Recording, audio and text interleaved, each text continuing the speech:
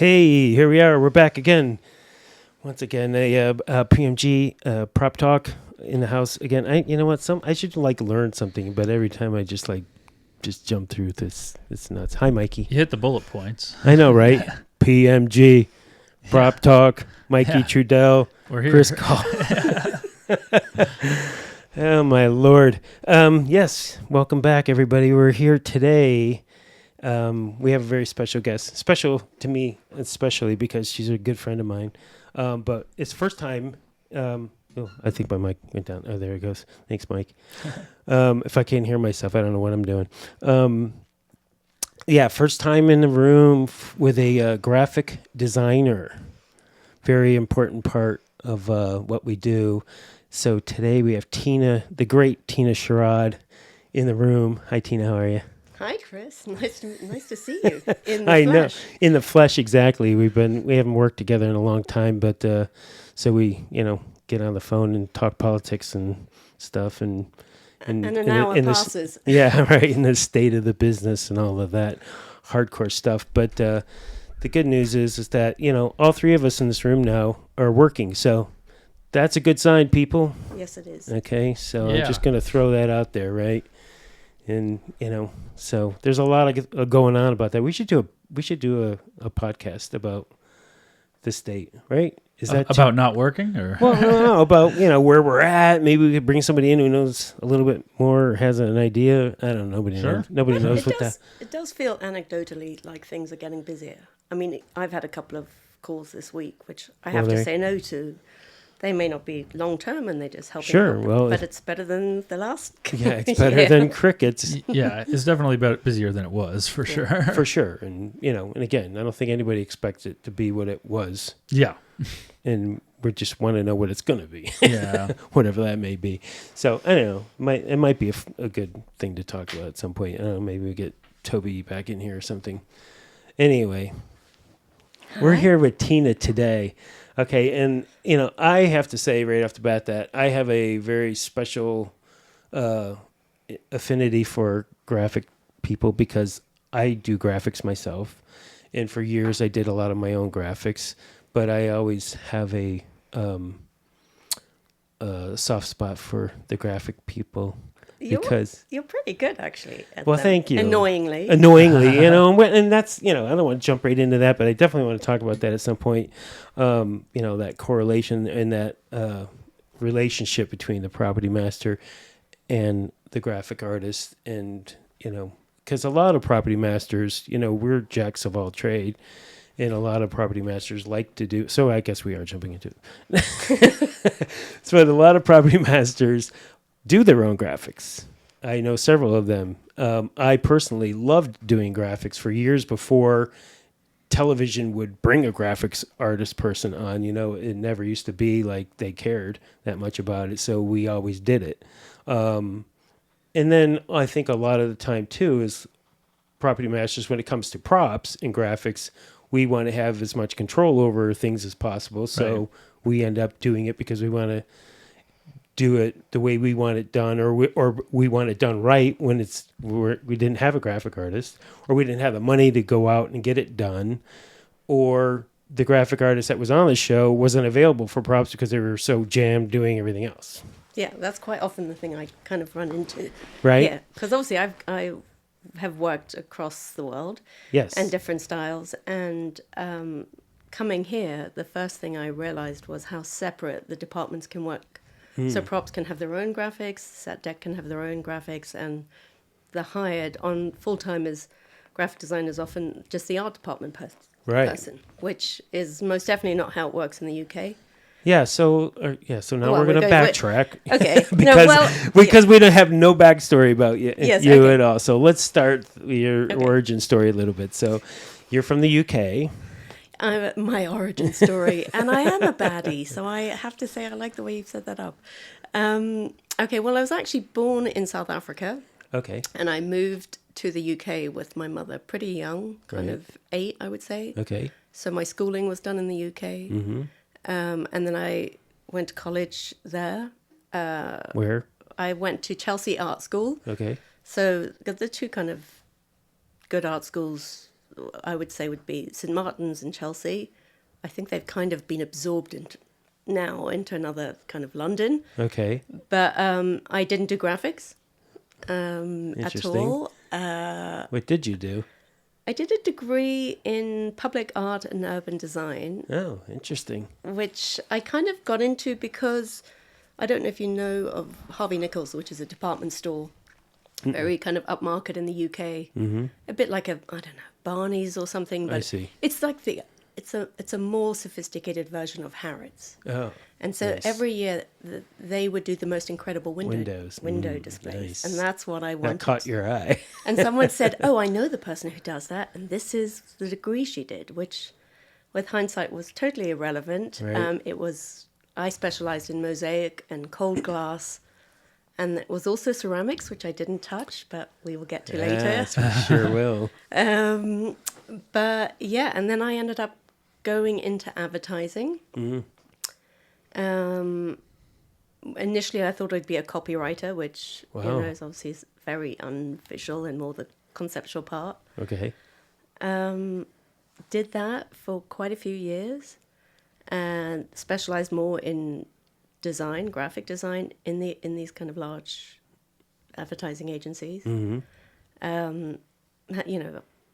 When I was telling a PA the other day, I started on Photoshop and things which had no layers, like one. Right. undo. I was just thinking that. I was Yeah. like, wait, did you draw by hand? or- No, it was literally Photoshop had just launched, not to Wow. age myself, but so it's kind of fascinating to see how things have changed. Did you ever use a program called Freehand? I grew up on Right? freehand. Freehand, that was my jam. So that was like the real snobbery in production houses, Right. is that proper designers would use freehand because Right. it would, the machines I would loved rip. Freehand. It was a much better app. It Yes. would rip much faster on the printing machines. Yes. This is gonna kill your audience. So let's take the swerve out of the nerd of printing.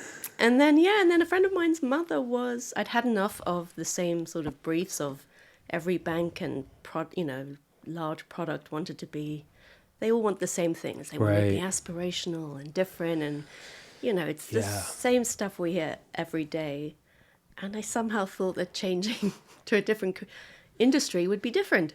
But It well, is, but you right? get a lot of the same sort of Sure. comments, and I'm much happier that I made that change. But I thought initially I would want to do styling. Okay. So in theory, kind of set deck and Yeah. Right. that Yeah. part, and then Yeah, I see you had some production design credits in there. Yeah, and I spent a lot of time working with a set decorator, but initially, like a very fabulous production designer took a chance on me. I was introduced to her to do a day on a commercial researching, and I'd been told that there are graphics in the film industry. It's a really Right. useful skill. Yeah. So I don't know, this is 20 odd years ago. Right. And so I arrived to do a day with this woman, and I kind of end up doing like 5 years with her, I think. Wow. Oh, wow. nonstop. Nice. Just with her? Yeah. her This name- was all in the UK. This right? is, yeah, she was an amazing designer, and she still is, called Cave Quinn. And she did like very interesting and kind of indie films, I guess, initially. So I was, thrown straight into an art department where you have to do everything, graphics and maybe sourcing, or sometimes I'd work on commercials with her, or it's just like, let's pick the greens that we're going to use, or Nice. it taught you a lot, or it taught me a lot, and then I kind of went more into working with other teams and larger films, and then once the problem with graphics, I don't know if it's is The trap. the trap is if you're good, especially then, it's hard to get away from it. Yes. So initially, that's not what I wanted to do. Sure. Now I'm super happy doing it, and I have a kind of niche that I like to, the kind of stuff I like to work with. But yeah, at that time there were not nearly as many graphic designers as there are now. I think the Right. need was still there, but Sure. maybe there weren't as many projects. But Right. it's great to see how it's grown. Yeah, for sure. I mean, the whole industry in general is blown up so huge from when we started. But so what was your first film as a graphic artist? My first film was a film called Goal. Goal? Goal. Goal. Oh, I see. Like in soccer goal. As Or in football. football. Football. Sorry. I caught myself right as I said it. I was going to say that. And the reason I did it, I think, was they were going to be these 3 massive, films, which they were not, but they were meant to be. And I signed up to do it. Not that I obviously had much choice at that point, but I was so excited to do it because I was a big football fan. And it was, I think it was following Newcastle United around. So okay. they were shooting at real matches. And then, nice. in the kind of half times, they would bring the actors on the pitch with all the audience. And we had like Beckham doing cameos. Nice. And Zidane. And so I was wildly excited to do it, which, Yeah. should have got an Oscar. It didn't. It should have got an Oscar. Clearly. Should have got an Never Oscar. heard of it. Well, so what kind of graphics did you do in a film like that? I mean, just signage mostly, or I think it was probably signage. I mean, the difference, that is actually a very funny, the one story I have from that movie is that the player, I think he's a Mexican, and he comes to UK, and he's obviously going through passport control, and they have him stamp, it's scripted that his passport's going to be stamped, so, I send off, have the stamp made, and the one thing Chris knows about me is I'm a stickler for authenticity, Yes. and Yeah. it's got to look flawless. Well, it's Yeah. great in props. that's So- why we love you. So I go, send it off to be made at like the stamp company. This is, I don't know, 2004 or something. Right. And I get this call at my desk at Pinewood Studios from Scotland Yard. I boy. fucking kid you not. I don't doubt it. And the stamp company had reported the order to the police, Right. thinking, no, I mean, it would have been under a production name. Yeah, You sure. could have called me and said, listen, we're a little alarmed about this. None of that. They went straight to the police, who called me.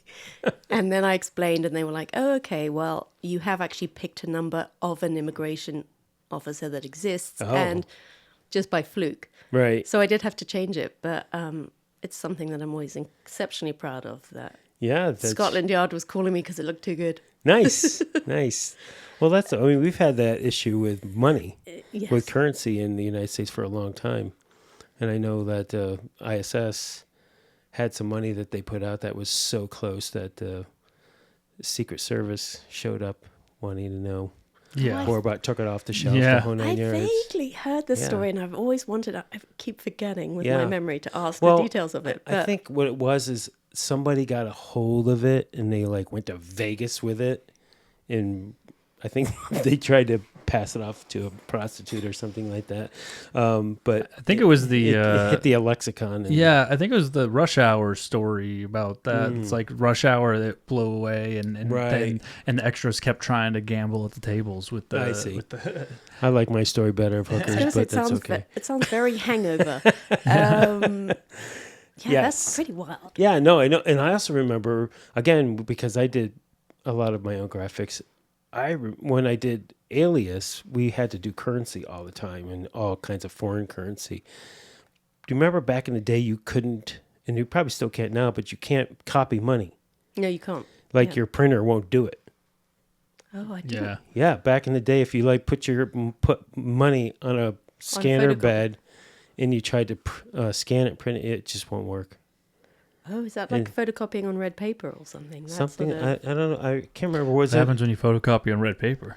Well, in theory, it's not. You're not supposed to be able to. That's why, I got some super secretive scripts in the past when they used to print them. Oh yeah, be you on can red. you Oh, print interesting. on red, but then it doesn't copy. Yeah, Oh, so Like the interesting. CIA uses them. Like again on Alias, we did a lot of docs that were all on red paper because the whole idea is that you could print on them, you could read them, but they won't photocopy. Yeah. They'll Oh, just interesting. come I out didn't know black. that. yeah, 50 Yeah. Shades of Grey. I remember the script was on red paper, and Nice. and then that's how I was like, why is this on red? Yeah, see that? Learned so much in our Yeah, I business. know. The insider baseball of everything. Yeah, I can't remember Goal. I can't remember any of the other particularly exciting graphics, but we were definitely not simulating his home place like Mexico or anything exciting like that. It was probably pretty boring. Right, of I course. imagine, the graphics. But I was still so excited by that. Yeah, I'm sure there was a lot of graphics early on that were pretty freaking boring, right? Yeah, there were. Yeah. I remember also going through a period of doing a lot of what I call the terrorism bomb films. Okay. You know? And like, oh, can you do a Photoshop of, perhaps it's an X-ray of like some bomb, schematics in the back of a truck. And what is that? And I just remember thinking, one day I am going to jail. Yeah, you're going to be on a list somewhere. I am on a list. Yeah. So, like 4 years of, what does this look like? Oh, or, sure. That's true about all of us. For sure. The stuff that we have to research for film. It's crazy. I mean, again, you remember, I don't know, Mike, if you've experienced this, but like at Warner Brothers, they used to have a thing where you would, if you typed in the wrong search, if you searched the wrong thing, it would come up with this window of Sylvester, the cat, saying "suffer and succotash, you can't go here" or something like that. It was like some band that they had. So some keyword, or like if you did anything that was remotely had anything to do with pornography. Oh yeah. It would just say nope, not going there. Remind me to tell you what my search history is right now on the show. I can't mention it right now, but it's similar to what you're like. I'm afraid I'm going to be on a list for sure. Yeah, 100%.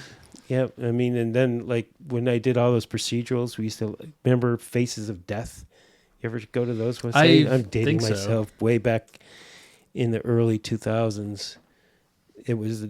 I still am haunted by some of the images that I would find on those like websites. Pictures of dead bodies and like crime scenes and stuff. Yes. So it's like a kind of archival of death photos. Yes, people who are like obsessed with that for whatever disgusting reason. But it's like if you need to do your photos and match the blood or something. Well, that's just it. Again, I mean, dating myself back in the early days, they didn't do photo shoots as much as we do now. So it was like you find a photograph and, and you kind of alter it, or, I mean, you couldn't really use some of the ones I found. I know. Yeah. But, There's also, I mean, I did a morgue scene or like a whole morgue episode of something one time, and like the morgue tech like brought in a whole binder of like, oh, here's what and he brought videos too, and I was like, I can't watch this anymore. No. Thank you though. Yeah, no, they're really harsh. Yeah, for sure. But again, back in the day too, I mean, it's so much. I mean, I assume now that your job is much easier sourcing material, and the tools that you have now are so much better than they were. Yeah, they are. I mean, it's a lot easier for sourcing. It's also a lot easier for other people to supply you with the wrong information. So sometimes it's having to go, it's because you found that easily. Right. That's not necessarily right. But things like I haven't done a lot of procedurals, but I've done a little bit, and I've helped out on them just because I don't particularly think it's my strong point. But I do remember having to do some of those photos or doing things where people are like, oh, add the blood and do the wounds. Right.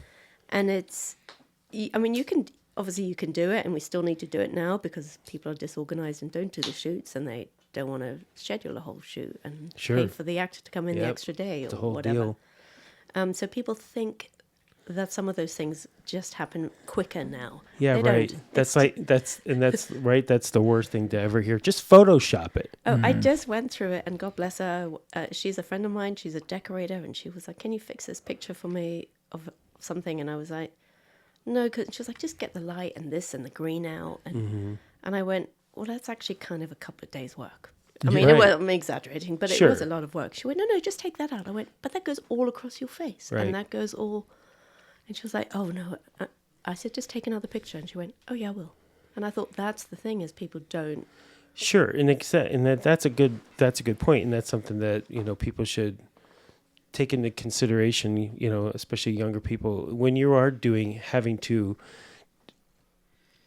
especially when you have to add somebody to an existing photograph, the lighting is everything.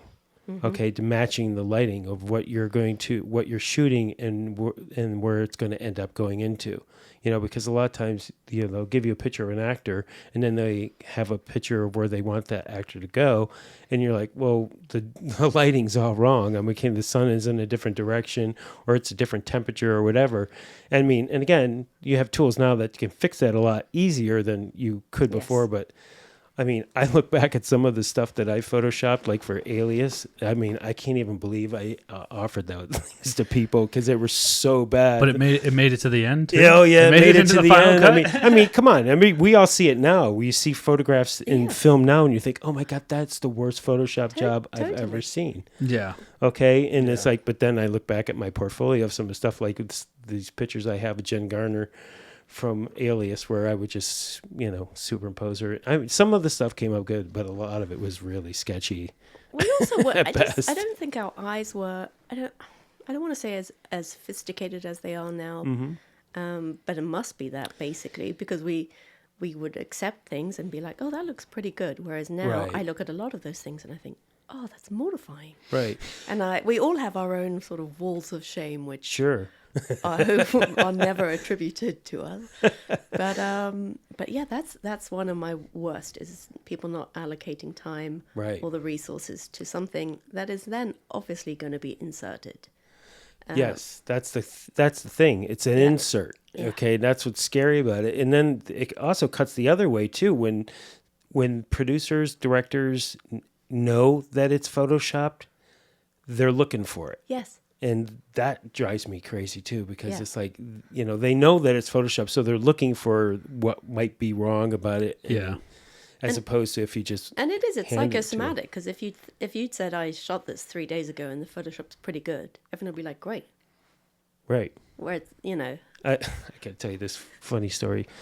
I was doing Alias, or no, it wasn't Alias. It was another detective show with J.J. Abrams, and there was this Russian mobster in it, and I gave him a BlackBerry as his phone, and JJ was like, I don't know, BlackBerry, you sure? I'm like, yeah, man, all those Russian guys, they all have BlackBerries. He goes, I don't know about that. I'm like, okay. So I went to my computer and I typed in Russian with a BlackBerry or something like that, and it came up with a picture of Putin holding his phone up, like from below screen, his hand came up and he was holding a BlackBerry. I'm like, dope. And I printed it out and I brought it to him and I showed it to him and he looked at it and he goes, that's photoshopped. I'm like, no, it isn't. I swear to God, I found it on the internet. And he's like, all right, fine. So we put in, then I found out later it totally was photoshopped. There's like knuckle tattoos. It's not Photoshop. What are you talking about? It's not Photoshop. No, that was sad. So now I got to get you to the States. How did you end up coming to the States? Well, I had I'd been on a long run of films. There's something about living and working in the UK. If you've not done it, and even if you've come from the East Coast or Boston or any of those things, you think you've done cold and you think you've done miserable weather and travel. London's a whole new, different scheme. Because of the rain. It's the rain and it's the grey. It's the monotonous grey. Mm-hmm. And the studio systems physically are not as great and I'm going to say luxury as they are here. Right, sure. I'm sure they've changed now, but when I left, which is about 2012, Warner's, I was on the first film that was at Warner's Leavesden when it became that, instead of the kind of caravans that Harry Potter used to be. Right. And they got a Starbucks. And it was the most exciting thing that had happened to the UK film industry. I'll bet. I kid you not. And there used to be a canteen where you could get, stack of potatoes and baked beans. So bearing that in mind, I did a film where I came in every day to work, got in the dark. I sat in my office with the blinds down with a concept artist. Yep. I ate my lunch because I brought my lunch in because it was canteen food. Right. And you don't get your free lunches. And then I left in the dark, so I realized I didn't see the daylight until the weekend. And I was like, I can't live like this. Yeah. And then, fortuitously, I met an Englishman who lived in Los Angeles. Okay. And very long story short, I was like, fuck it. Let me just, whoops, sorry. It's okay. I'm going to, what have I got to lose? I was sick of my kind of lifestyle, my way of life. It was just living to work. Sure. And so I applied for a green card. Mm-hmm. I'd worked with one an English supervisor who's now a designer and a visual effects art director who'd both gotten their green cards. So they said, I think you can apply. And I did, and I got it. And so I came over, and everyone said to me, "You're nuts. They don't make films in LA anymore. Everything's coming here. You're never going to work." But Hate no, to break this to you, but they were right. but Well, that was the last Exodus. I was Okay? gonna, that's well, what I actually, because someone sent me a message the other night saying it's time to go back, and I said, for me, it's not all. My life is not all about work. Right. Yes. Well, And if it is, then sure. But I said the same things were being said to me 13 years ago. right. That you'll never work. And look, I do think things are going to be different, but I've also never worked as much as I have in the last 13 years. Yeah, absolutely. And just like you were saying about how it was difficult to work in the UK, Yeah. I worked in Pittsburgh. Equally as difficult, Yeah. but I've also discovered that there's no place as cushy as Los Angeles to work. I mean, Agreed. everywhere else in this country is exponentially harder to work in than Los Angeles. It's pretty And posh here. what I'd also say, which I think a lot of the younger people haven't lived through, and it always sounds so irritating when people say things like this, but it's true. I remember working, and there were maybe 5 of us, the graphic designers, of a certain level in the UK, who would be waiting to go on to X or Y. You knew what was coming, and you would wait for your supervisor or designer to finally give you the email or the call. Right. But there could be easily 2.5 months between your jobs. And we earned more than anyone in an office or designer in a design team, Right. because you knew that you had to live on that money for the Right. 2.5, 3 months Right. that you know what I mean? That you Yeah. could be out of work. And then the streaming wars came, and everyone thought it was normal to earn that money, finish on a Friday and start on a Monday, Right. which it never used to be. No, And I think we're probably heading back more towards that way I agree. of working. Absolutely. So anyway, we got off on that sort of tangent. But That's okay. yeah, so then I decided to come here, and I thought I had worked on large films, and I decided I wanted to make a life in LA. So I realized, first of all, I got a massive pay increase. I thought I would have done anything. I couldn't believe how much money I started to earn when I came here and joined Right. the union. Mm-hmm. Just for all of you who think you want to go and live in the UK. And working on TV was basically the same sort of money as whether I was working on a 10-pole Right. feature. So I know it's probably much different now than it was when you left, but do you think that the cost of living in the UK now is on par with what you're making as opposed to working in LA? And I tell you, look, I think the cost of living, I sold my flat in London. I'll give you an example, which is in a pretty sketchy neighborhood. Mm-hmm. It would be sold as a 2-bedroom, but let's be honest, it was a 1-bedroom Victorian Mm-hmm. in a sketchy area. What I sold it for meant I could buy my Craftsman with the Mills Act in Pasadena, yes, Mm-hmm. 10 years ago, Yeah. so I couldn't. Still. The house in Pasadena cost less than what I sold my flat in London. Oh, wow. Wow. With the exchange rate. Sure.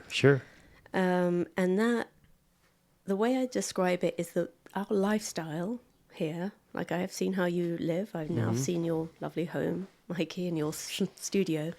People don't live like this in the UK. Right. And maybe have a couple of trucks and maybe got an off-road vehicle and Right. you've got a cabin in Big Bear.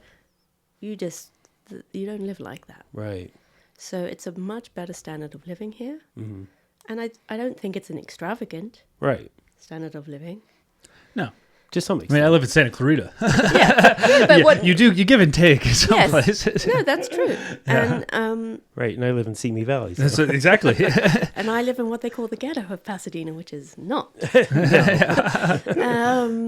But yeah, life feels a lot harder in London. And I Yeah. still have people who work in film and who are now obviously my contemporaries are all designers Right. and yes, they've got slightly nicer cars and Mm-hmm. maybe they could put a roof terrace on their apartment, but no one's making out like bandits. Right. Either Right. side of the Sure. of the coast is what. Yeah. of the They Atlantic. live. Yeah, and it's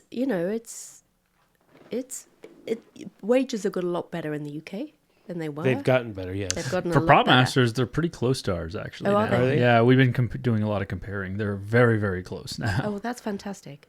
Yeah. Right, but they don't have the fringe that the studios have to pay. Well, no, that's why they shoot mostly there. Right. They're still That's cheaper because it. they don't. It's that whole $175 or $200 a month extra they have to put into health insurance and stuff. Yeah, that's Is that all it is? I think it's something like that. Wow, that's amazing. yeah. It could be more. It's probably more, but So I mean, again, that's the dirty little secret. Yeah, too. no, it's absolutely fringe. I mean, Yeah. but yeah. Anyway, Yes. So- Anyway, but you said you did some big films in the UK before you came here. Like what? Which ones? well, I used to think that the biggest film I'd ever done graphics wise was World War Z, Oh, cool. Nice. which was really big. all shot in the UK. All shot in the UK. Most of it shot in Scotland, in Glasgow. So we did Glasgow as Philadelphia. Did like, I don't know, something like 8 or 10 blocks. It says you're graphic art director. So what does that mean? So that's actually a funny story because they all call themselves graphic art directors now in the UK. Oh, okay. Nice. That's brilliant. It makes it sound like you're the lead graphic designer of the team, right? You are. And to be fair, that's true. So how it works in the UK is there will be far more graphic designers than there are on a team here. So in World Interesting. War Z, I probably had 6 or 7 Wow. graphic Oh, wow. designers, Yeah. including myself. And that's to cover the prop department, That's the set everyone. deck department, everyone. Vehicles. So I say that I hope there are no studio people listening. I think we have it easier here. Because, so if I was doing vehicles and something like World War Z is just massive. Right. We were doing ships and landing and army ships. I have to go and one of us has to go and survey it, measure it, every door of Right. every vehicle. So there's no more I send a Photoshop visual to Cinema Vehicles or whoever and Right. go, make this for me. I see. Someone's going down with a tape measure, measuring every door, every bumper, Wow. let alone then say paperwork, which you just wouldn't be. I mean, you probably can hire it now, but then there wasn't massive amounts of paperwork. You wouldn't just phone ISS and go, give me affidavit sheets, or Right. someone has to make Somebody has to. all of that in Yeah. the UK. I'm hoping it's changed, but 12 years ago. Probably. I mean, they have to have the internet, right? Because you could find just about anything. Yeah. Also, you've got to get it cleared, Chris. Well, I know, but I mean, did I tell you about that? Well, I can't remember the Yes, name you of did. it. Yes, that I for did, medical. and I've also forgotten it. I know, but I Oh. have it bookmarked. It's really I'll useful. send it to you, Mikey. It's all public domain. I mean, It's every medical. thousands of pages Yeah. of medical forms. Yeah. It's public domain? It is. It's just a Are you website? sure it's public domain? I just think it's people have uploaded the forms. Well, and- no. All right. Let me rephrase that. Some of it is, but it tells you what is and what isn't. Okay. So it tells you that it's public domain, or some things that are not. Well, But, as they, as some and people, some are PDF, and some are just a photocopy. some people say, ask for permission or ask for forgiveness for Yeah, things like that. I don't know anybody who would say that. What's that new use as intended thing that everybody's kind of going Yes, for? You know? I mean, Yeah, yeah, that exactly. seems to be Um, swinging back in that direction. I did a lot more scenic kind of illustrative stuff. That's what I really got into Yeah, before I came here, which was, kind of large scale scenic painting. That's Well, that's what I was going to ask you. So it wasn't all just. Obviously, Yeah. it wasn't digital because there wasn't a well, all my scenic stuff is digitally painted, and then we would often print it as a wallpaper, and then maybe have a scenic go in gold and then leaf or recopy it, something. right, sure. I've just suddenly realized I didn't answer Mikey's question about graphic art director. Oh yeah, go on. So there's a huge team, but when I didn't want to do World War Z as graphics, I went for the interview as assistant set decorator, I think. Oh, interesting. And then the decorator said, our supervisor really wants to talk to you. And she was going to have a few assistants. So I suddenly thought, well, I don't think she wants me or Third Apple. right? whatever. So I went to go and talk to the supervisor. And I just said to him, because I'd been doing these lovely, large painted bits of loveliness. And That was cool. that was quite cool. Any springs on And them. he said, I want you to do this. And I said, look, I just don't really want to do ID cards and newspapers, which is a very diva comment, I've realized Yeah. to say. I said, Who could blame you? but and I just hadn't been doing it. I'd been Sure. doing so much period and heavy period that Right. I wasn't in that frame Yeah. of mind. And I just said, look, you'll find someone nicer than me, cheaper, Right. easier, like, but and for whatever reason, he said, no, you've got to do it. And I said, well, then you've got to pay me what you pay the art directors. Because to me, it was running a team that would be that big. And he said, no problem. He was from America. So he was like, no problem, I'll pay you. And I went, they're not going to let you pay me what they pay the art directors. And I think he said, well, let's call you graphic art director. And I went, fine. Brilliant. Oh, wow. Whatever it takes. Yeah. Right? So now, but it's true. I mean, if you're running a team of like 6 people, it is. Yeah. More responsibility for sure. Yeah. It's a funny thing. But yeah, so that's where I got to, antique maps and hand painting things like that, which I like doing, which is I'm thinking of the kind of prop world. But props work quite differently in the UK too. Exactly. Right. So how, because you're just working with the decorator mostly. Basically, everything goes through the decorator. Right. So I would make sure that when I handed things over, they go straight to the onset with like the scenes or whatever and repeats, but there's no kind of creative discussions. Sure. So that's interesting. So because you're working with the decorator in the UK, who's closer to the designer, do you find it a big difference in the States when you're doing something for props that? Oh, massive. Right. So talk about that. Like, I actually really like it. I love the way props run here. Because obviously there's normally some sort of a relationship with you and the designer. You've had an initial kind of simpatico discussion, but there's not too many people managing. Right. I mean, there's no way the designer can manage all those things, and everyone has their speciality. Right. Like, it's I don't know how to say it without sounding a little rude in the UK. I don't think they're given the space to. Yeah, I get There it. is one prop master who works what I call the American system. Right. And he's very kind of In the UK? Yeah. And he's a UK prop master. He is. He's Scottish. His name is David Belfour. I think you should actually talk to him. He does huge I projects. think I've reached out. UK, I've reached out to a lot of you guys. We're trying to have you guys on this show. And This is an open please. call. If you're in the UK, please reach out to us. I'm trying to get. I know you're listening. Yes. I do. And so he has the kind of creative freedom, much more that he runs it like you guys run it. Right. Not so much under a decorator, which can, be more, more of a, not dictatorial, it's, but it's more regimented that it goes through decorating and you're facilitating that rather than your own department per se. Yeah. That's interesting out there, though. So I'm wondering, it's like, if you're in the UK and you're a prop master, you're like, no, I'm going to run off the American system because I want to be more delicate. Yeah. You got to really drive into that. He's pretty strong, and he will be on a show early. I mean, if you look, he's got the most extraordinary credits, and really, I've worked with him, obviously not for many years, but he's a very talented, organized, creative, stylish, all those things you want, experienced, calm. Yeah. And I don't know how he managed to do it. I didn't. Interesting. But he works more like the system here. Yes. Yeah. So, I mean, let's talk about that a little bit. Let's talk about working with property masters as opposed to decorators or the production designers. So, again, full disclosure, we did Winning Time together. Well, first we did Once Upon a Time in Hollywood together.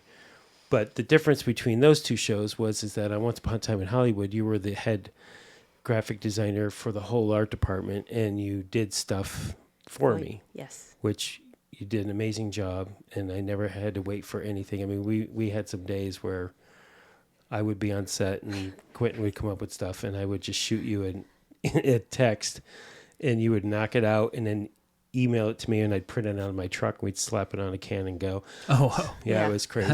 We did a tomato juice can. Worcester sauce. Worcester sauce, right? But we also didn't we do the tomato juice can for the airplane? Yeah. Yeah, there that were was a couple of on those. the fly. And I was always like, how long have I got? And you were like, maybe 20 minutes. Yeah, exactly. That's always tough sometimes because you feel like a lot of times graphic designer and general graphic designer, like props is always secondary to the production designer. Yeah, but to me that is absolute insanity, which is why you should all love me the most, because Right. my first love is props. It's the first. It's I will never give it up, which is why if I like working with set deck. Mm-hmm. I mean, obviously, I'm not a big fan of notice board Right. bullshit. Exactly. Lost dog. Last dog, and there's there's better ways to use me and my time, I think. Yeah, right. But I will never give up props. I will call someone else in, because I just think that's where things really can split. Well, and also, if you're doing a graphic for props, you know it's going to be on camera. That's the main thing you'll see. Right. The first thing you'll see is the props. Yeah.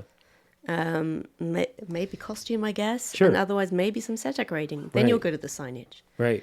And to me, it's the most interesting. Yeah. And it's the kind of, I get off on the kind of very nerdy Yes. perfecting of things. That's what prop people love. Yeah. So I think, and people have found it very odd here, because I do, and I understand not to be down on graphics people, but I come from a culture where there was no, you can't do it. Or, I'm Right. sorry, let me see. The culture I was, you have to work for everyone. You know that. Right. So I didn't ever think there was an option to go, well, let me see if I can do everyone else's work first. Right. Then I'll get to you. And then I sort of got to realize, oh, that's what happens. I think I got nervous on my first film here, which was a film called Transcendence. And it wasn't props. It was actually the set decorator. I was nervous because I had not been asked for anything. And I was like, oh, this is going to come and punch me in the face. Right. Thinking, where is all this stuff I'm expecting? Yeah. And it was Gene Sedona, who's so organized. And so I went, like, the art director took me, and he was like, that's all done. That's done. And I was like, oh, I didn't. Somebody else did it. Someone else did it. I Wow. thought this was all still coming to me. And he was like, no, it's all been taken care of. And I thought, wow, I didn't even know stuff like that happened. Right. And then I Nice. started to realize that different departments hired people. I see. But on the whole, I will always do props. Like with Once Upon a Time, we were still very early. Right. They were still drawing up sets. So I had a good month Right. with you. Yeah, and I that hit I you could- hard and fast. Yeah. And then we got a lot of the stuff Yeah. out early. Because there were a lot of products in that show. were a lot of- magazines. I mean, stuff that never made it on air. Oh, so much. So much stuff. I mean, just so you know, I mean, Tina did a Bounty Law board game. I mean, the whole game, yeah? not just Did you do the lunchbox too? No, No. No, I had the lunchbox. No, we had it was a UK artist that did that. Yeah, it was Martin someone. I can't remember. I can't pronounce his last name. Yeah, he the did a great job. the game box. Yeah. And that was. But you did the game too, right? Oh, we did the game board The and game board, the instructions. pieces, the whole and- 9 yards. Yeah. Yeah, and then Well, it's funny because I was talking about the certain kind of directors we were talking about earlier. I was always told never to put something on set. First of all, not that you couldn't shoot on it as Right. an insert, so nothing can be fuzzy or Right. whatever. And also, with a box like that, do you remember that discussion? no. Because this scene came up early, and so Nancy Haig, the decorator's asking for things. And Yeah. like he suddenly wanted to shoot these things we thought would be done as an insert later on. Right. And I was like, here's a box. And Chris was like, that's fine. I was like, no, not with him. He's going to open the box. And he did. And I was like, you can't put anything like that with Right. the director like Quentin or Ridley Scott's the same. Yeah. Open up drawers, open up cupboards. Yes. There has to be stuff in there. Well, the thing is too is that, again, it was the way it was scripted. There was a whole series of inserts Yeah. that we just never got to. No. Yeah. They were just all in his house. Well, again, I That's must how we say did it at that the end. he has a propensity to like want to get stuff made or purchased that he just wants. Yeah. He doesn't intend to shoot them, or maybe he might know. shoot it, but if not, he definitely wants it. Yeah. They're all sitting there in the new Bev or in his house. Yeah, exactly. Or in one of his many storage spaces. So yeah, and again on Winning Time, that was the first. I mean, again, I always talk about what a beautiful experience that show was for me. I mean, having a 9-person crew, including my own graphics person for the first time ever, and again, it was just one of those shows for me where just the planets all aligned and God smiled on me and just like made everything happen. Like again, I talk about how I needed a second shopper, and I got Doug Fox Yeah. Oh, to wow. be my shopper. Yeah. It was like, how did that happen? I don't know, but it was glorious. And then they were like, well, you're going to need your own graphic artist because we have so many newspapers in this show that I'm like, great. I know a great graphic artist, but you can't afford her. And they were like, well, let's talk to her. And I got Tina Charad, which is like insane. Yeah. Full time too. But Yeah, full time, yeah. and by the way, I'm not wildly expensive. Well, yes. compared to, Oh, really? I mean, I had no idea what they would. Yes. Well, actually, that's not true because I think they went out to a couple other graphic artists, and I was just like, oh, I know what it was. I gave them your name, and I gave them a couple other people's names, and I said, well, this is my first choice, and this is my third and my fourth choice, or something like that. And they were like, well, we don't want your third or fourth choice. I'm like, exactly. Again, to their credit, Yeah, it was they very wanted easy. the best of the best on that show, and they weren't afraid to pay for it. And unfortunately, they paid in the end because they got canceled because it was too expensive. Yeah. The show, but nonetheless, But it looked incredible. it looked incredible. And how do you handle newspapers, Yes. especially in town? I I'm know. curious about that because of the media, especially there's graphics, but then there's stuff that's newspaper articles and magazines and stuff like that. Is that a harder challenge for you? I actually quite enjoyed the newspapers, considering how mean I was about going into them on World War Z. I have had a slightly more zen approach since living here. Yeah. Yeah. One that you're given the sort of time and the money to work on these things. So Right. I try and respect whatever I'm doing the best that I can and do the best job of it. And so I kind of got quite nerdy into the newspapers. Yeah, because quite Max enjoyed it. was.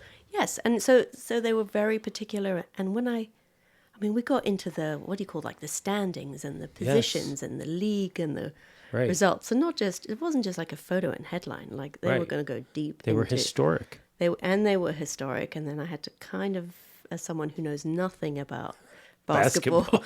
I also knew nothing about LA, but somehow made it look like it. Yes. But I did.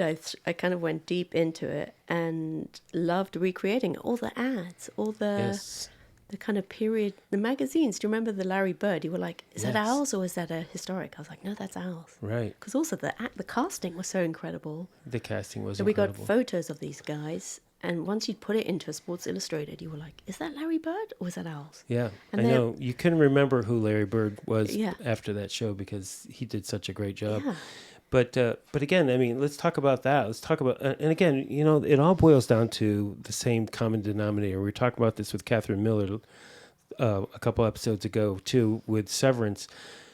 When they have enough time and money Yeah. to do things the right way, it's art. Yes. Okay, as opposed to, you know, cranking out a product, Yeah. you know, and you really lean into it, and you can lean into it, and you're able to express yourself in ways that you normally can't because you don't have the time to.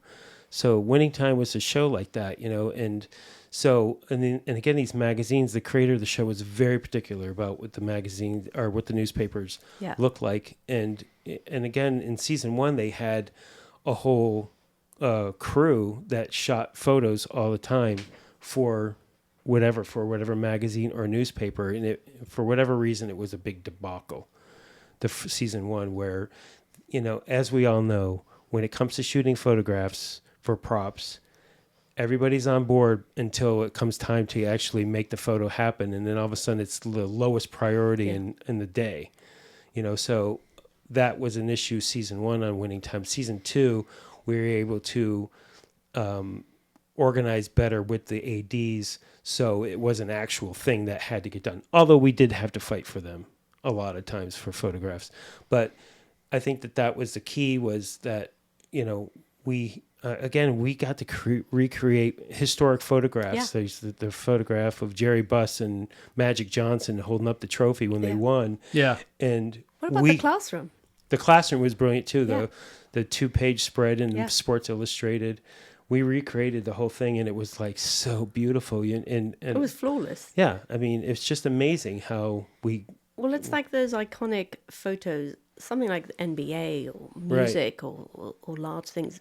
People are, if they're not obsessed, they know what those things look like. Right. They lived them, they grew up with them, they've adored them. So you can't do them 80%. Right. because then you're Yeah. just going to let people down. Sure. Yeah. I mean, you and I have had this discussion many a time about. We won't certain talk about projects. Michael Jackson. We won't go there just yet. But it's the same thing. We can talk holistically about Michael Jackson, like Sure. the whole thing. Yes. There are so many photos of him that are iconic. Yes. You know what they look like. That's the same with 100%. Magic Johnson or Right. whoever it is. I mean, I'm working on a project now. What I love doing, and I've done this, funny enough, for this costume designer before, she's doing a historic thing about Muhammad Ali, is she will find photos of things, and you can't, because they're natural photos, you know, the T-shirt's not direct, or you Right. can't work out what it is. Right. And it's that detective work that I Yeah. have to go, what is that in 1962? And I Right. kind of spend Sure. 6 hours, and then I did something the other day, and I was like, yes. And then we have a mutual friend who's a researcher, who really gets in the weeds. Lance Melbourne, the best. And I texted him going, look and he went, did the researcher do it? I went, no, I found it. Nice. And he was like, I'm so proud. But it's like to spend 5 hours trying to figure out what is the thing. Right. Whether it's on a wall, a T-shirt, rather than just doing an easy way out, which maybe that's what you should be doing, but it's never the way I go. Right.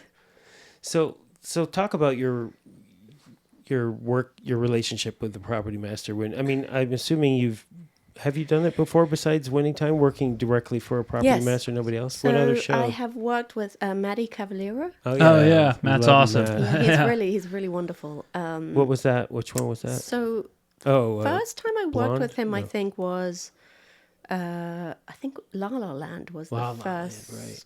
film with him. But what I realized, and he kind of goes through what you've discussed, where, you know, try and get stuff from art departments, and especially if they're busy, he'll then go, let me just call someone. And so Right. after La La Land, that happened a couple of times. The one I think was Vice, which I said, please don't ask me because I can't remember doing anything on it, but I know I did. And so Maddie was like, they had a very busy graphic designer, and he said, I'm just need some help on Sure. some things. I think of some magazines and stuff. And then I did Fargo, one of the seasons of Fargo with Right. him, just doing props for helping him out. Because, again, he was kind of trying to get in with the swamped Right. art department. Yeah. So, like, what advice can you give to property masters working with them graphic-wise? That, you know, some of the stumbling blocks that you find, you know, I've got to be honest, I'm going to sound like a real suck-ass. I don't have there's nothing that jumps to mind immediately. I actually or think... like, what are the most important aspects of that relationship? I mean, what do you need from property masters to make your job better and to give them what they need? What I find normally is that prop masters are often the most prepared, the Right. most researched. I have yet to kind of come across one who doesn't tell me what he needs or I was going to knows. say, are they direct They are. in the notes? I mean, I don't often get a ton of notes. I did work on a show, not in very briefly, because I decided it wasn't going to be a great fit, probably. Where the designer was trying to run everything, and it was difficult. Like, the prop master couldn't really weigh in, and I Right. found that kind of tricky. Sure. Because it's not something it's a dynamic I know in the UK, Right. but not here. Interesting. And so that I kind of struggle with, because often the designer's not there to Right. be there when you actually need to start making things. Right.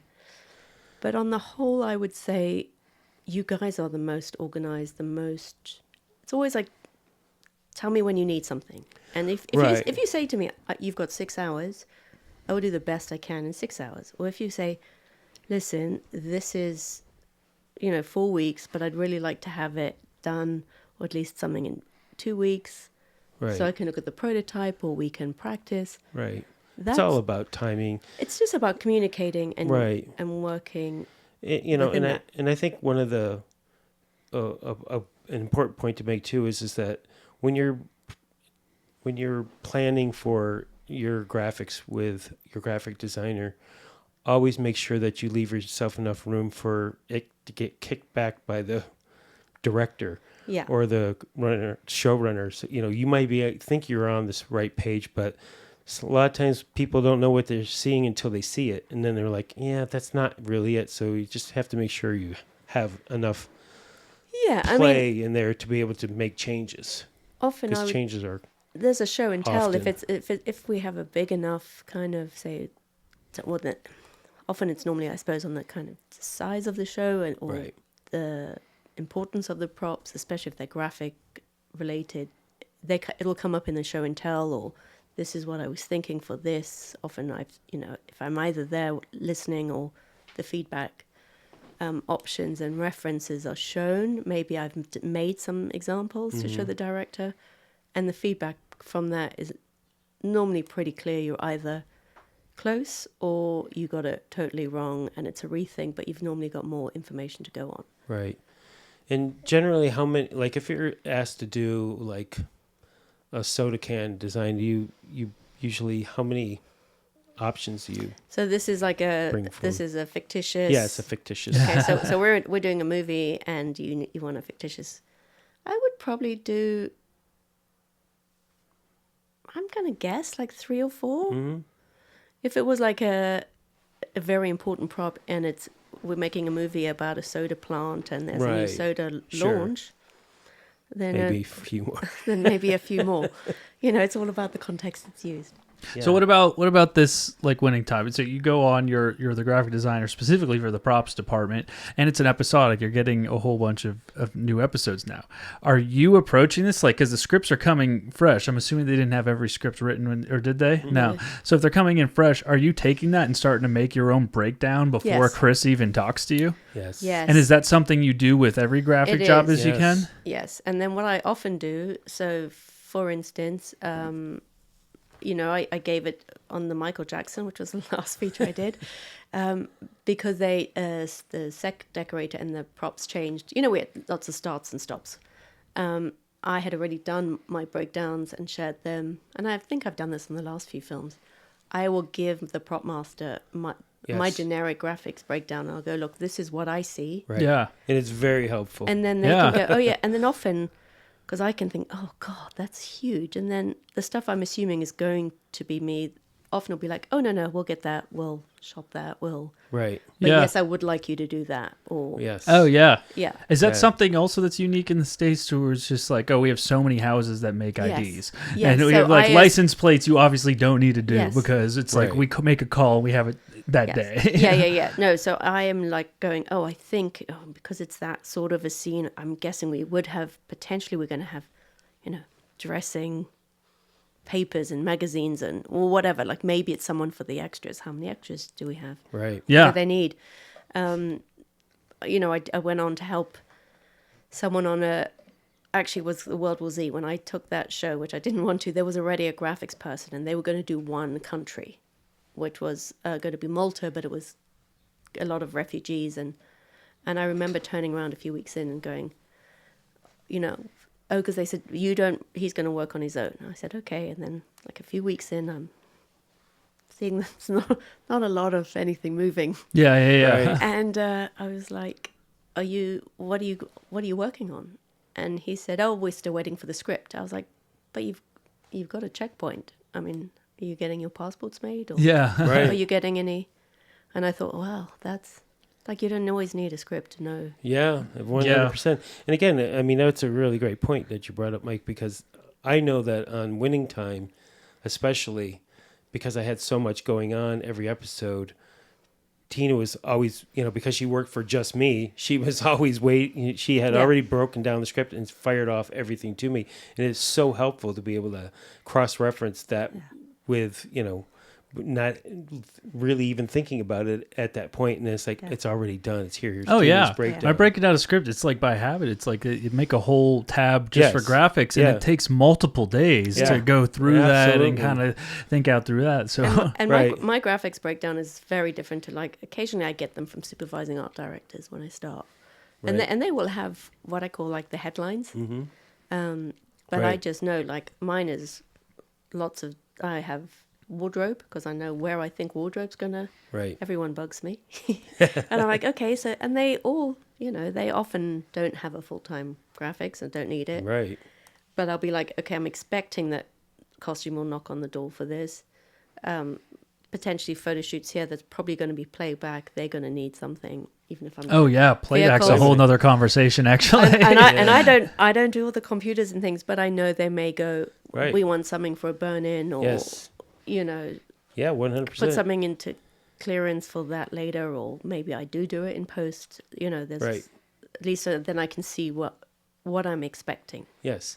Well, and again, I mean, that is part of what makes you so great to work with, is that you are so very thorough about all those things, and not only like making the list of what they are, but then like coming back and saying, I see this is playing this week, I mean, in the elements, these are the elements you needed for it. It's like, I need this information from the writers, that's Yeah. always an issue. It's like Yeah. you have all this stuff, but then you need names or or more specific information, and to try to get that from writers, it's like, seriously, It's always It's half the so time it's a writer's difficult. assistant or something. But it's if a you could writer's even assistant. compel them to do it. Yeah. It's the writer's assistant who's also doing like 50 other things. Yes, Yeah, exactly. And look, we're not obviously going to have a massive thing about AI, but if hypothetically there was a software like something like ChatGPT Yes. that existed, Yes. that would make a lot of things Well, easier. okay, I'm game. Okay, we're an hour in. We don't have that much time. And no, this is something I want to hit on. Okay, because AI, it's the dirty word right now in the industry. But I have to, and again, I mean, you have to have your head in the sand to think that AI is not going to be Yes. here, and that it's not going to be part of our future. So we have to figure out how to work with it. with it. Yeah. That's- Okay, not replace ourselves with No. it, Agreed. but work with it. Okay, and I'll say, full disclosure, I had to do a quarterly report for a mid-size hospital in Oregon on a show. I'm not going to say the show, but you can figure it out pretty easily. Nonetheless, that's like, I mean, I'm not going to use, what's it called, Ipsum, or what's that? Lorem ipsum. Lorem ipsum, yeah. Okay, because you're going to see it, and then I have done that before, where I've gone through and like found things off the internet, cut and paste them all in, Yeah. everything. I put that prompt into ChatGPT and it pumped it out in 30 Well, that's seconds. the thing is, look, I get it. It is a dirty word, and I understand. I don't, and you and I have discussed this, and when it first came out, I thought, shit, the people who can use this are going to have their jobs, and people who can't won't. I now, in the last couple of years, so I learned very early how to use the image generation. Mm-hmm. I have to say, it never crosses my mind to use it anymore. I don't need it. Right. And half of my life when I'm not in film is I'm working very analog with clay and ceramics. So Right. maybe that's why I'm not losing my mind about this thing. Sure. But ChatGPT is super useful. And the way I morally and ethically kind of salve myself is winning time. Right. I need 15 articles Right. for one paper. One episode we did like 7 papers. Yes. Asking that writer's assistant, who's not only helping all the writers' room, Right. getting the lunch, and then go chasing them. Can I have that article? None of this is Right. insert. About 1980s economic. I mean, Yeah. that I Downfall. put Yeah, it, I the put that- text is a huge thing. It's a huge thing. I put it in. I don't think I have replaced that writer's assistant is still working. She's Right. just not, or he is, or they are not having to work Right. till midnight to Right. supply that copy. I just used it. I went to help someone out on a show, and the set was all in Koreatown, and I am highly allergic to Google Translate. But I thought, let me look at this ChatGPT for store names and signs. Right. And then I knew we had a Korean translator who I was waiting for the details. So I thought, let me just start with a design and put this into ChatGPT, see what it gives me. Gave me some great, I had like a grocery and an insurance company and, really life-changing stuff. Did all the signage, whatever, sent it off to be checked. The translator went, oh, it's great.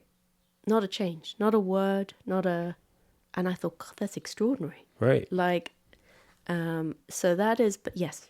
Are we going to maybe get rid of a translator on a show? I don't think so, because the guy was still on the show. It's still not perfect either. Like there was I think I've used ChatGPT once, and I actually used it for the graphic designer to give him an example exactly of what I kind of wanted.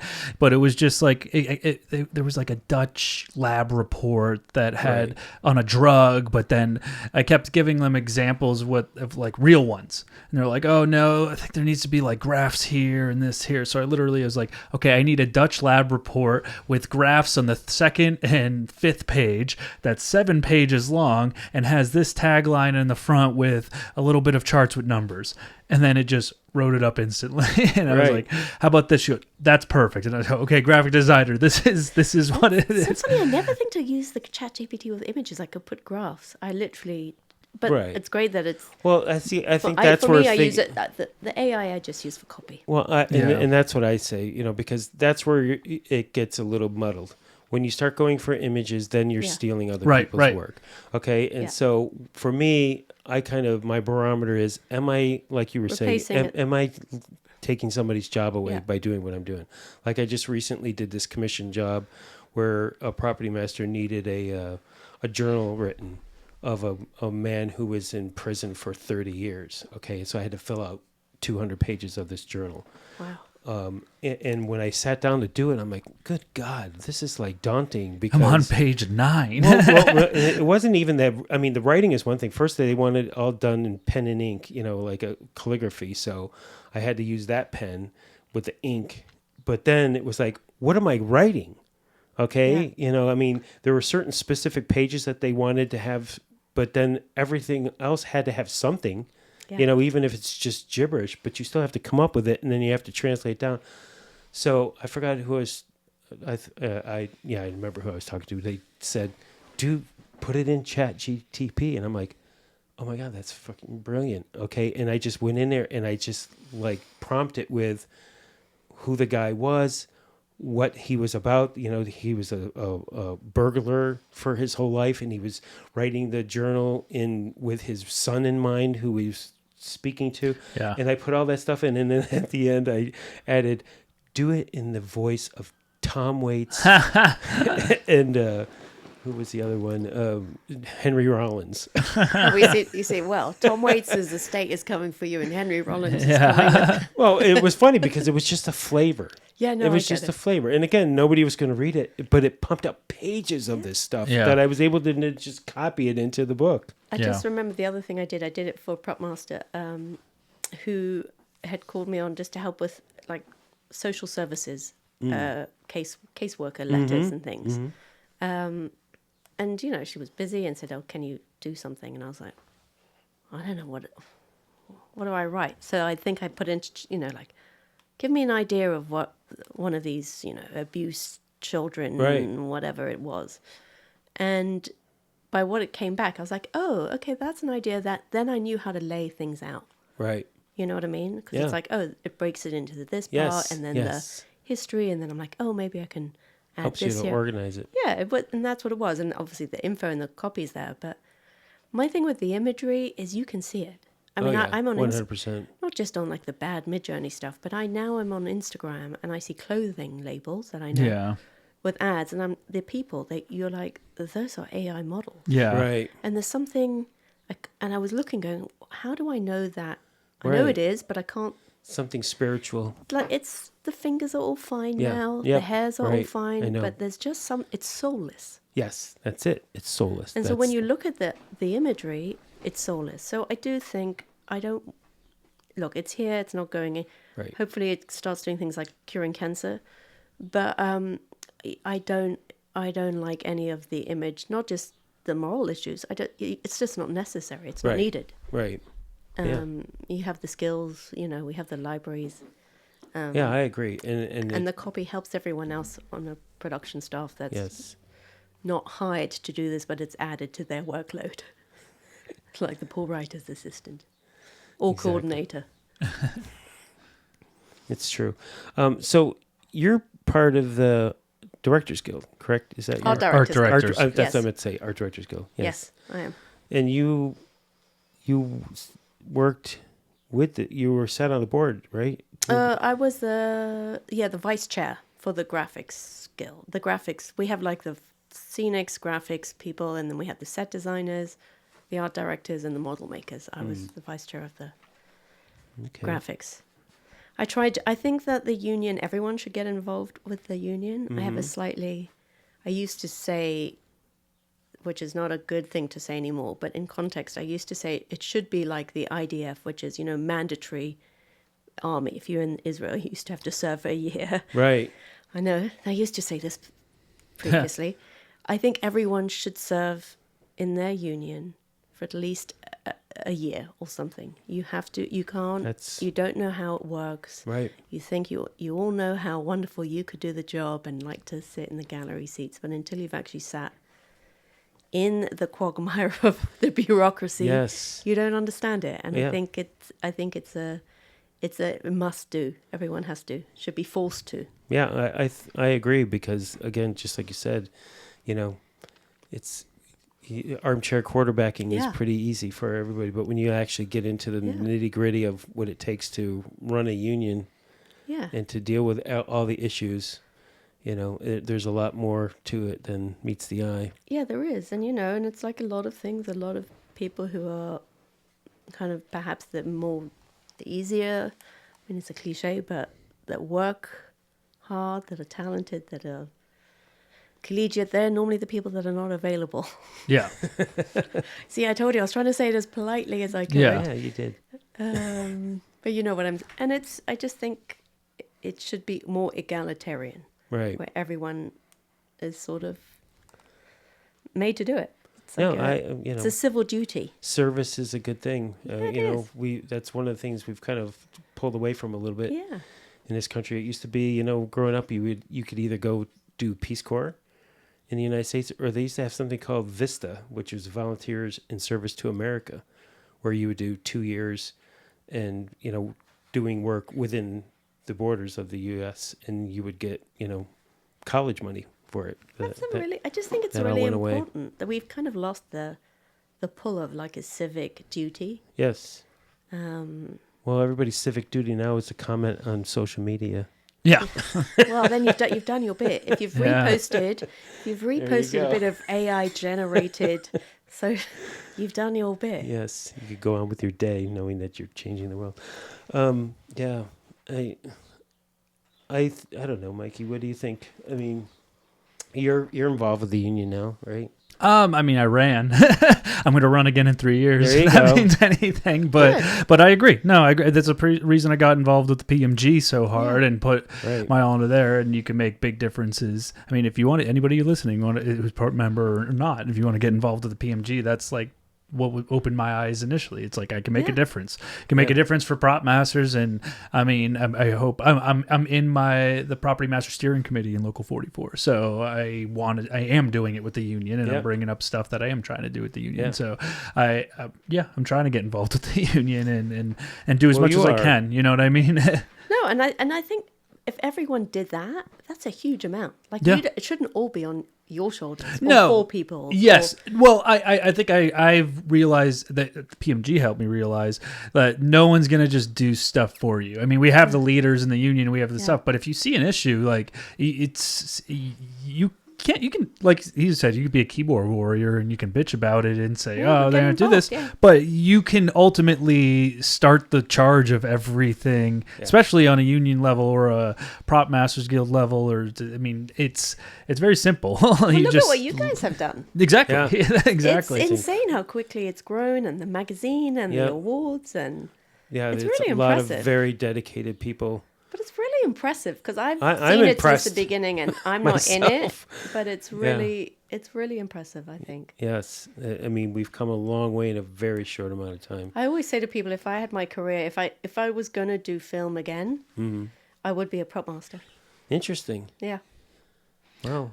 I mean, I would too. Especially in this country. Yeah. Well, yes, only in this country. Well, it's true. I mean, I don't know what it's like now, but you don't see a lot of female prop masters in the UK. Oh, really? Yeah, I would love to know what the figures are. Someone call in the UK. I mean, please call in the UK. I mean, it's We have a handful of members in the UK, so we have like. Do you know any female property masters in the UK? Wasn't one of the Wilkinsons a female? Not to mind. think No, so. I don't know too many. No, whereas it's not uncommon here. I mean, Not Linda at all. Reese, but Linda Some Reese of our is here. best property masters are women Yeah. by far. Yeah, Linda Reese. Yeah. But she's not in the UK. Oh, right. She's a director now. So. and she's a director now. So No, but it's in a way, I think that's much more. It's more egalitarian here in terms of when I came up, it was very much I was often the It was only a big woman in boys it. club for Oh, sure. yeah. Oh yeah. I mean, but again, you talk to people like Catherine Miller. She's killing it. She's so talented, amazing. So, like, do you have a favorite film that you've done? I do. I have to say, I think it'd probably be Once Upon a Time. Really? Just because it was, it's funny. It's a bit like childbirth, and I say that as a mother of 2.5 black cats. One named Roy Cohn. I have to just. Now I'm going to get hate mail. I love that name. It's a very long story. You can write in if you want to know. Yeah, exactly. What was I going to say? Yeah, it was difficult. That was because we'd said the biggest. World War Z had been the biggest graphic job I'd ever done until Once Upon a Time. Right. And that was just extraordinary. said you did Avengers Infinity War. Yeah, so I did do that. That seems a little just as big. Well, funny enough, my brain is a little... So that, without kind of becoming a bummer, so my lovely husband that I'd moved to this country for, he got sick, unfortunately. So this is my PSA to all of you to get your colonoscopies when you're told to. He was very sick with cancer on Infinity. He got sick on La La Land, and then I stayed in town to... And so they let me work remotely, so I kind of wasn't... It was kind of a blur. Yeah. It was a blur, and I wasn't very hands-on, Right. and, and also, it's Russell, right? He's Russell quite... He's quite independent Yes, and 100%. runs his own, I think, with his Universe, own supplies. for sure. So that actually wasn't as big but Once Upon a Time, There was a lot. there was a lot, and so that's probably my favorite prop film by far. Yeah. And then my other one, which 12 people saw, was 47 Ronin, which was, did you ever see? So you're like, I don't even know that exists. What's that movie? 47 Ronin. I don't see it on your IMDb. Where is it?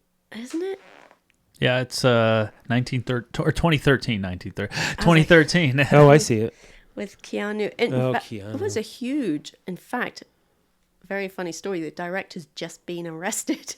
Nice. I can say that. Is it out there? Because he ran some scam with Netflix, stole money from Netflix. Yike. And worth looking up. It's a wild story. Anyway, 47 Ronin was a beautiful film, and it's I don't know if What made it beautiful for you, graphic-wise? Well, I did a lot of the painted shoji screens. Okay. So it was kind of Edo period Japan. Right. And I didn't do much of the prop work, but I ended up doing, because there was a girl in set deck who was doing it, I ended up doing the handmade like maps, Nice. which were painted and Right.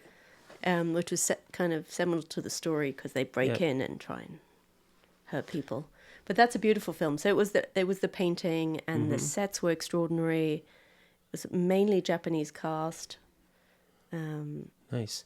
Well, that's a good segue to the fact that you are an actual artist. You know, a lot of graphic artists are just graphic artists, but you're an actual artist as well, because you make the most incredible pottery. And you do. I mean, and you actually did some stuff for me for my last show, St. I Dennis. did, but that was not beautiful. No, you know what though? They're Tina Charad originals, and I have them. Okay, because someday. They were really. But we should tell people because it's out now, right? You just Yes. wanted a bunch of mugs showing. It was yeah, like, she would. Yeah, because one of our characters, one of her hobbies was making mugs, and it was literally a 3-second shot. yeah, but it was like it was like the evolution of man as mugs. Yes. And exactly. I was like, fine, so I could do it. And then I suddenly was like, oh, I need to make these as repeats too. Yes, you had to And make 3 of each, That was the challenge, was or to 2 make of each. Yeah. not because I'm very Yes. decorative and Right. highly finished my work, so Right. I had to make it look Like this was Yes, because some- they wanted to show the progression of her from when she started to Yeah. where she got. and obviously So it not was like look like mine, and then 8 of them. Yes, and you did a fabulous job in short amount of time, as usual. Yeah, but so I'm available for mug making. For mug making. yes, I'm here to tell you any ceramic work you need. Yeah, that's my new love. It's something I've been doing for about 10 years, which I took up to get off the computer. Right. So I wanted to get away from being so digital all the time. Yes. And decided to go very analog with clay. Yeah. And- Now, do you have a website I do. It's for your work? Because I mean, it sounds like, hey, this chick throws pots, but well, that's actually not, on my Instagram. Most of my because I keep meaning to make my website about ceramics, but then I'll suddenly get called for a film, and then Right. I swap it Yeah. back to a film. I do. My ceramics are on my Instagram, which is Tina Charad _design, I think. Cool. I just want to throw it out there that everybody should check it out because they're very unique and Thank you. very poignant. And actually, I've had them in a few. Kathy Lucas, decorator, bought some lovely pieces and put them in the film she just did. Excellent. Yeah. Yeah. I have a really good. What was it? Oh yeah, you have. What was it? Not Insurrection Day. It was. It was something about Insurrection Day. Those were the days. Yeah. Indictment Day. Indictment Day. That's what it was. Yes, From they're normally narrative pieces, which are Yes. my therapy in getting through the days Yes. that we all need. Exactly. I love it, and I love the fact that that you are doing something else. I think it's important. Yeah, 100%. Because we all kind of like get pigeonholed into what we're doing. I mean, again, having been off of work for 8 months, I can't wait to get back pigeonholed into.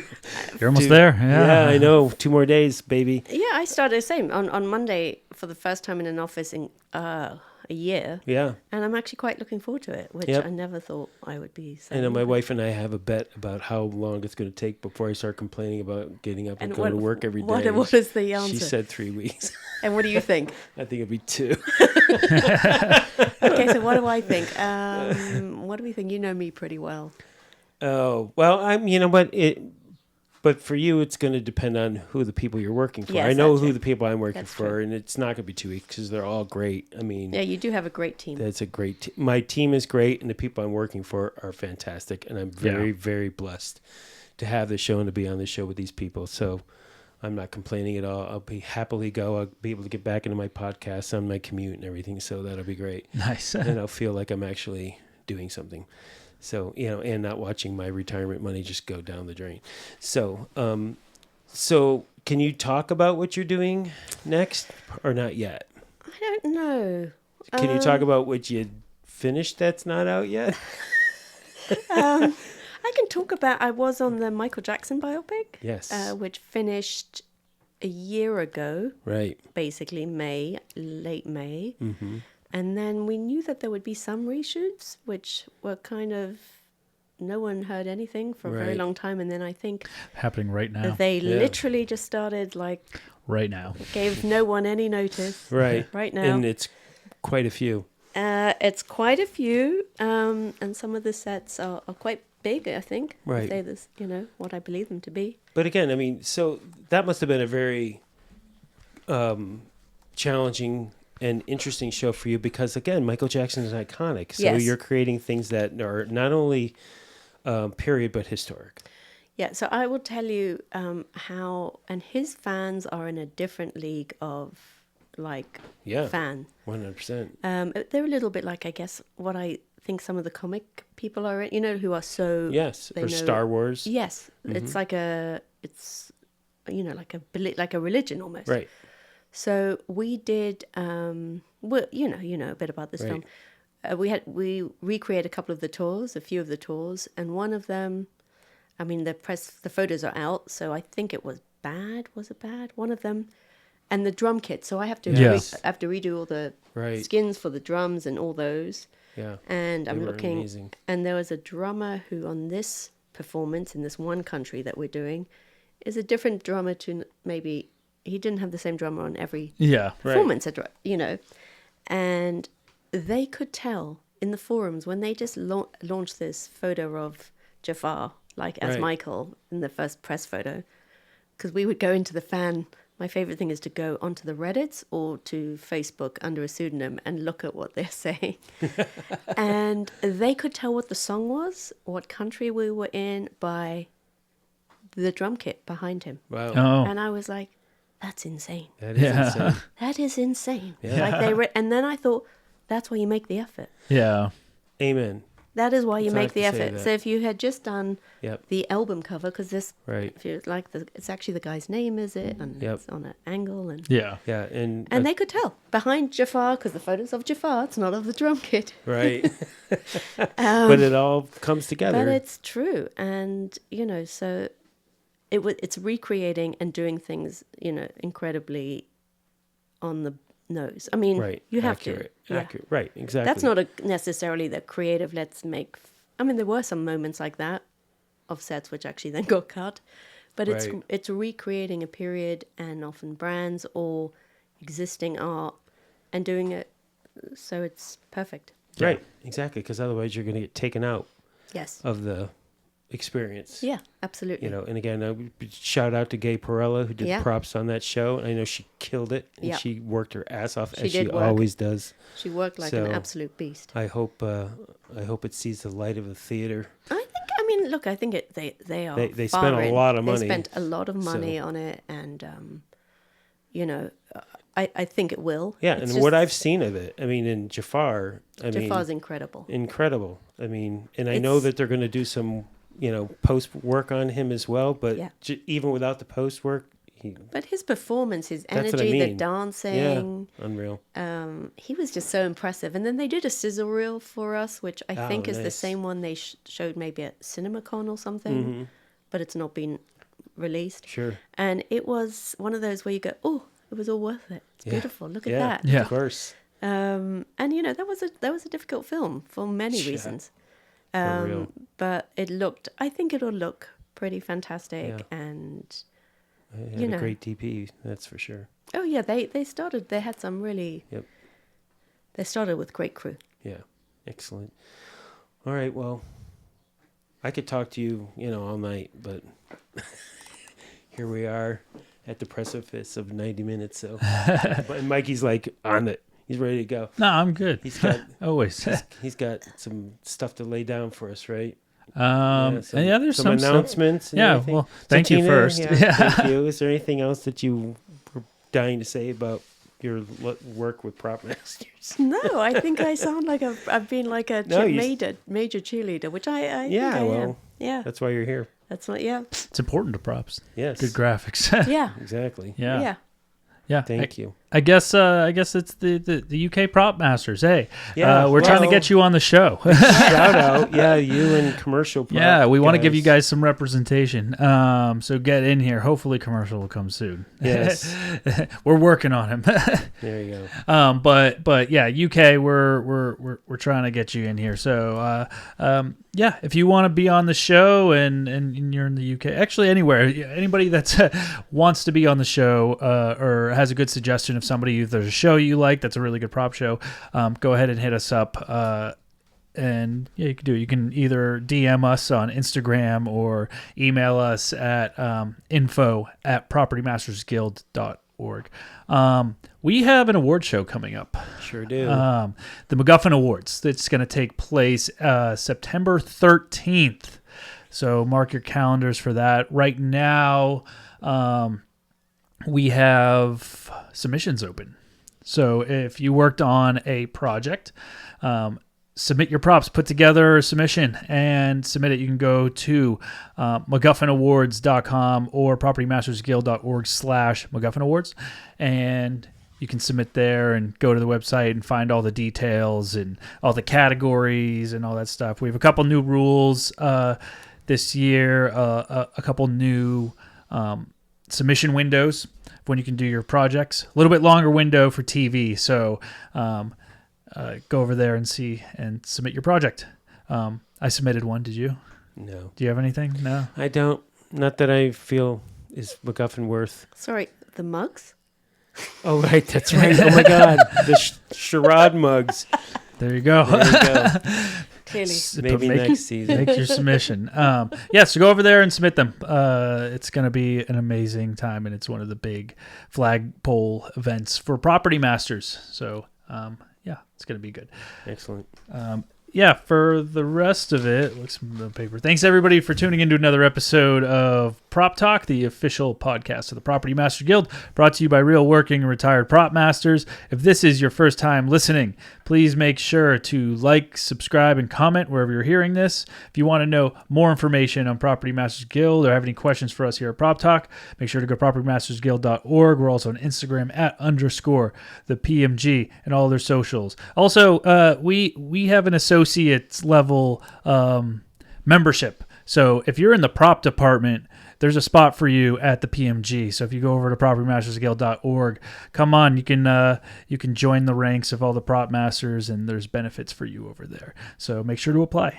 That is it. Until next time. Thanks, Mikey.